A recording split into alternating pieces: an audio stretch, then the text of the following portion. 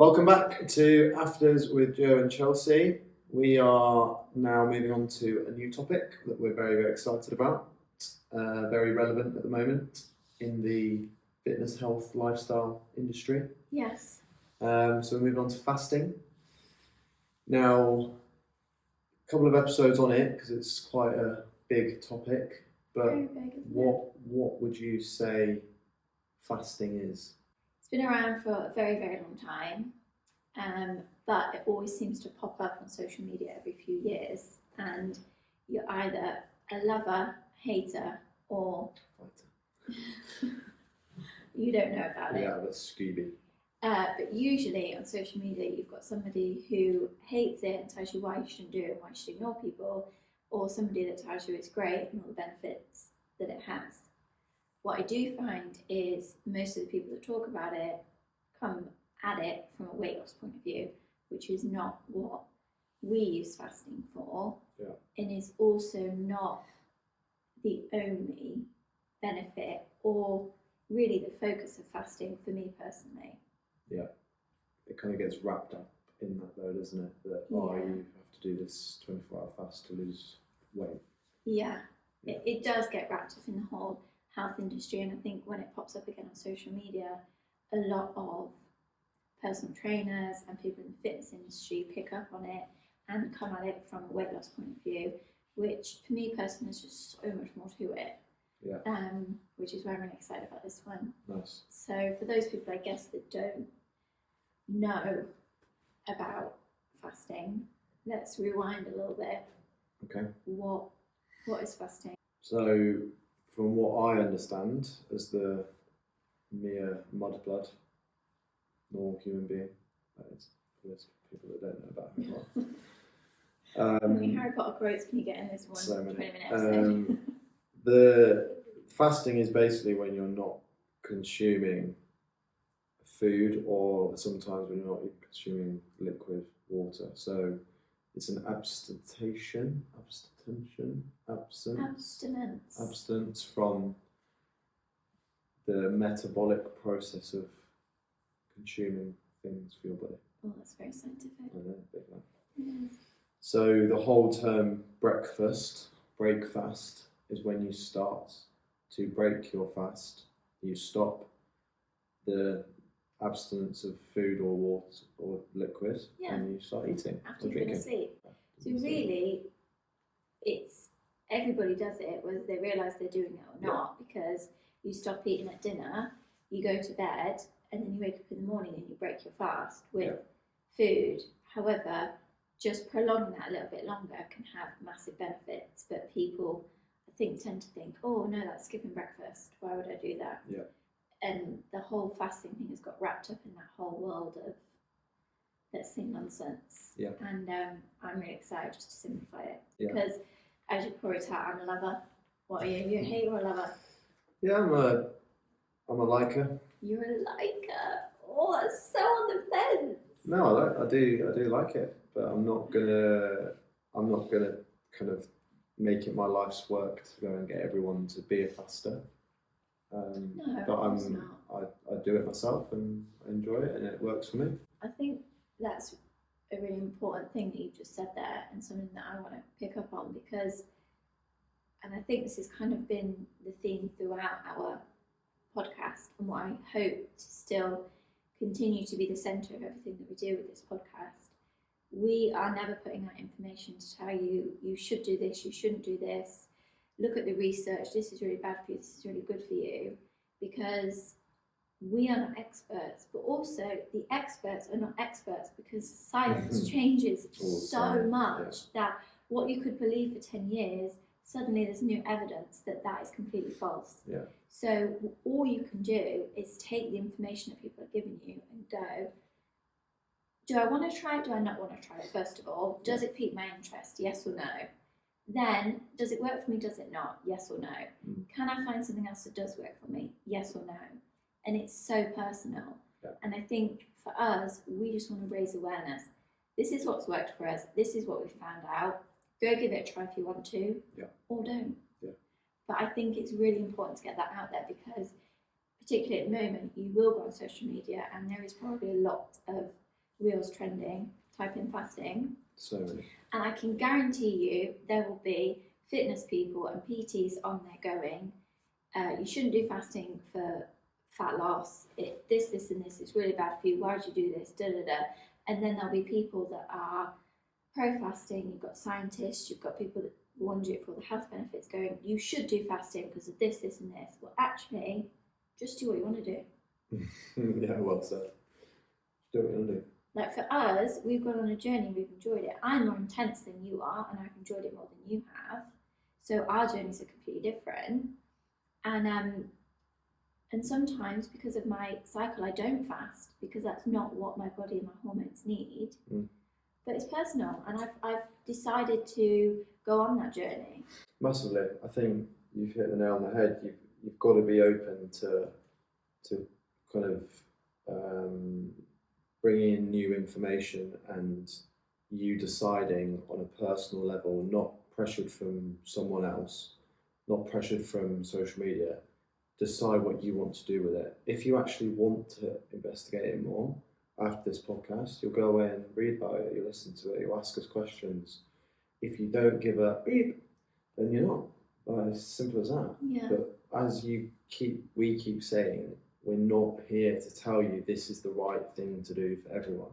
This is just what's worked for us, what's we've found out, and if it helps one person, we've done it. Yeah. Let's weave through the bullshit and Oh.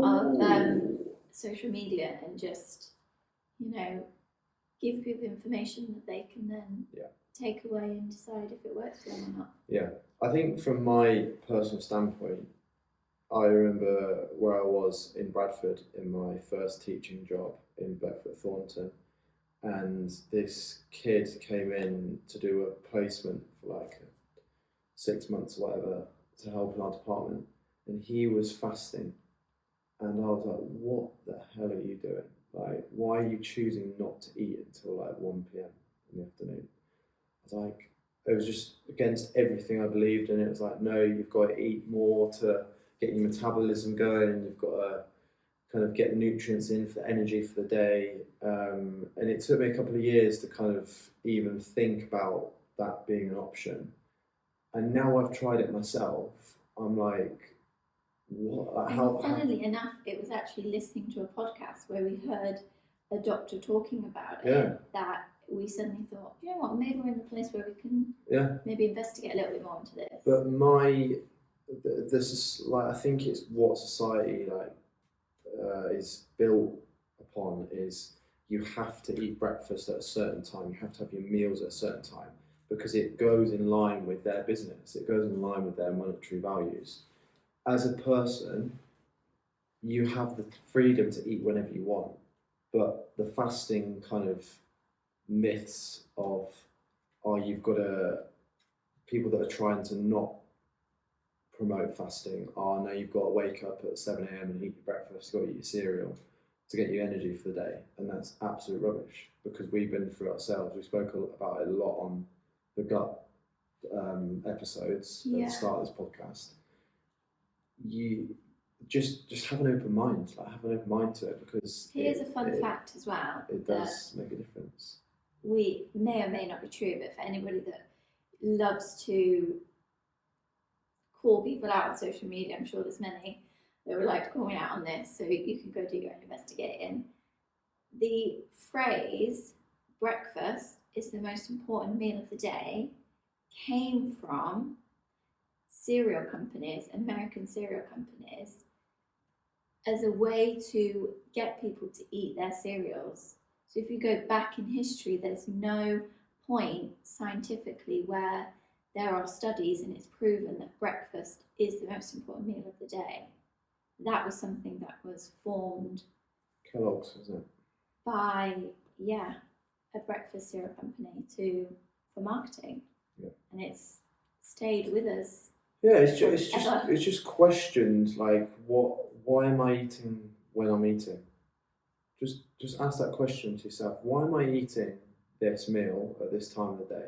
Is it because I want to eat it, or is it because I've been told subconsciously in the background of growing up, from my parents, from my family, from the news, from the media, that I have to have breakfast at this time? how many people have done this? They're feeling hungry for whatever reason, could be anything, and they look at the clock and they go, oh, it's only 11, I can't have my lunch now. Mm. Or they go, oh gosh, is that the time? 12:30, I need to eat. I need to eat some lunch. You are basing your eating on a time that you've been told by society, not by your body going, you need to give me some fuel now. Yeah, so true. And then you could even delve into like what you're being told to eat to break your fast as well, which is just completely wrong for what you need for the day. We could talk about this all day. What are some of the types of fasts that you can do? Don't go into detail, just name a few, because we're going to talk about them in the next episode. Yeah, so I think a bit of a disclaimer for anyone that wanting to look into fasting or do fasting, it is going to be completely different for men and women. So the different types of fast, typically when you're starting your fasting journey, you probably do intermittent fasting, which essentially means that you have an 8 to 10 hour eating window, and then for 13 to 15 hours you don't eat. But considering that you're asleep for around 8 hours of those, and then you'd probably have hopefully about 2 hours after having your dinner before you go to bed, you're only really waiting a few hours in the morning before eating again. And the time that you have your breakfast really depends on whether you're an early sleeper or a late sleeper. Because if you're sleeping early and you're having your dinner, I don't know, between 5:30 and 7, then you're having your breakfast at a pretty reasonable time for society. Reasonable, 9, 10. If you're a later person, you're not eating till 9, 10 at night, and then you're going to bed at maybe 12, 1 o'clock in the morning. We won't talk about that.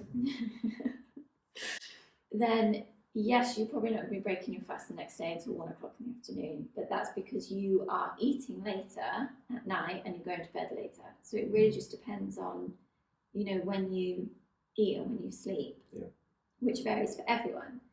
So that's kind of like intermittent fasting, and that's what people tend to do every day because it just gives them that shorter window for eating, and easier to follow consistency. It's really easy for consistency because you get into a rhythm like 6:30 you're having your dinner, and usually people aren't really eating. There's probably maybe an hour difference in when they eat. People tend to be in a bit of a habit with the time that they eat. So it's not really difficult to. The only thing with that is if you're a woman, it doesn't tend to work consistently with doing the same thing every day. And also for men, adding in different styles of fasts every so often so that your body doesn't get used to it. So there's other things like 24-hour fast, which helps reset your gut. There's the talk of autophagy fasts, which I think we'll discuss more next week because I really want to delve into the it's a really interesting one because it's come from a scientist that won a Nobel Prize for his findings, and it was all to do around cancer patients. But at the moment it's got sucked out of the depth of science and it's been splayed all over social media for, I guess, Chinese whispers. By the time people are doing these videos on social media, so there's very confusing messages around the different types of fasts. But essentially, intermittent fasting is probably the place that most people start off. Yeah, okay. And obviously there's health benefits for that, which you can talk about. We'll talk about next week because we can talk about each of the fasts that there are and the benefits to it. The main thing is people are like, well, why do I want to eat an 8 to 10 hour window? It's the not eating in the 13 to 15 hour window that helps your body reset. And that is the focus. There is a lot of focus on fat loss and things like that, but really for us it's been the health benefits. Definitely. But yeah, it's just very different for women. So we will dive in way more detail into that next week. What's been your favourite thing about fasting? You're a fasting liker, so what's been the most I thing think you've liked? the ease of integrating it into your daily life is very accessible. It's very easy, very doable by the everyday person. You feel. I kind of told this story to myself or I lived by the story that I would get too hungry if I didn't eat in the morning and I wouldn't have enough energy. But after about a week of doing it, where I changed from eating before I went to school, I used to have eggs before I went to school, and then have breakfast at school, I just missed out that eggs before school and then went and had my first meal of the day around break time at school, so that was about 9:45, 10 a.m. And for me, the benefits I saw were, well, loads. I had better concentration, better focus in the mornings. I didn't have like an energy crash around the mid-morning, afternoon time, early afternoon, where I'm like craving that next meal. I had significant amount of weight loss. I don't know whether that's because I was missing out those eggs or I was changing my eating window. It might have been a bit of both. But I just felt more Weight loss or fat loss? Fat loss. I think I just felt more healthy. I don't know if that's a placebo effect or if there's just something that's happening. But I think it's worth mentioning, like in line with that, we've really changed the foods that we're eating. Yeah. And instead of having, I don't know, more food and it be more ultra processed and I don't know, like your packaged proteins and things like that. It's more whole foods. So even though you may sometimes be eating less than you would normally, you're getting a whole lot of more nutrients than you would normally get when you're just focusing on trying to be healthy and not really thinking about the foods and when you're eating. I think as well you pointed out there, it's made me think of something where what you will start to find at home is when you start to like integrate these things that we've been talking about over a sustained period of time, you do actually naturally become healthier because you are, if you're someone that's going to take fasting seriously, you're not just going to do it half-heartedly and do it once a week. You're going to do it and follow it. And from following that, you're not going to want to break your fast with a McDonald's breakfast because it's going to make you feel awful and it's going to have the adverse effect that you wanted it to have. So because you're doing this fast, you're like, okay, well, I've now done that hard bit. What do I now do to break my fast and help me for the rest of the day? And that just builds in and your lifestyle changes. The people that are wanting to take this seriously, like we have, it's made a massive difference. And the people that are putting themselves out there to try it and do it consistently will naturally become healthier, lose fat, have more energy, have better relationships with their friends and family, have more ambition. Know more when they are actually hungry. And there we go. It just all adds together, doesn't it? Yeah. Just before I ask you, I think as well, 24-hour fast has been mad for me as well. So me and Chelsea, when we travel, we do a 24-hour fast, well, a lot of the time. So that's where we have a meal. Let's say we're going to be traveling in the morning, so we have our last meal the night before, and then we won't eat again until the following evening when we've got back or we've finished our traveling for the day. So we avoid any food on the plane, in the airport. We will just be drinking lots of water and then some black coffee as well, which won't actually break your fast. And we'll talk about that in the next episode as well. What foods you can still be consuming. Yeah, fasting. I think that's the biggest myth. Unless you're specifically doing a water fast, fasting doesn't necessarily mean not consuming anything. Yeah. And that, so we should talk about. And that has had a massive impact on my gut health, not necessarily energy, not necessarily, I don't know, muscle growth or anything like that. It's better. The sole focus of it was to help my gut when I travel, because everyone's been there where you travel and your gut goes off a little bit because of the travel, maybe the anxiety, sometimes people get constipation when they travel. Might go the other way. They might have too loose a stool, and it's mainly due to what you are consuming in that period of time. And you're not exercising, you're not moving, so you're sedentary for a long time on the days of travel, which does not help your digestion. So for us, we now swear by it where we do it. I think our biggest one was when we came back from New Zealand. It ended up being like a 32-hour one. But at the same time, we also started to learn if you listen to your body and you're doing these different fasts and it doesn't feel right, or you feel really, really hungry and you need to kind of change it. Listen to your body. Yeah. Don't just say, right, I'm doing 24-hour fast and stick by it. If you're feeling lightheaded, if you're on the floor, like, if you're crumbling, 2 hours to go. Like, listen to your body. Yeah, there is no such thing as a failed fast, and if you get to a point where it's having adverse effects on you, you are to immediately break the fast with the right foods. Yeah. It's not, no, you've got to keep going. You said you do 7 to 2 hours. It's not like that. And I think that's the perception that you get massively from a lot of people. Well. Yeah. The thing I've enjoyed the most about fasting is the doors that it opens to understanding more about how the inside of your body works, how each thing supports you and the way that you function, and different needs.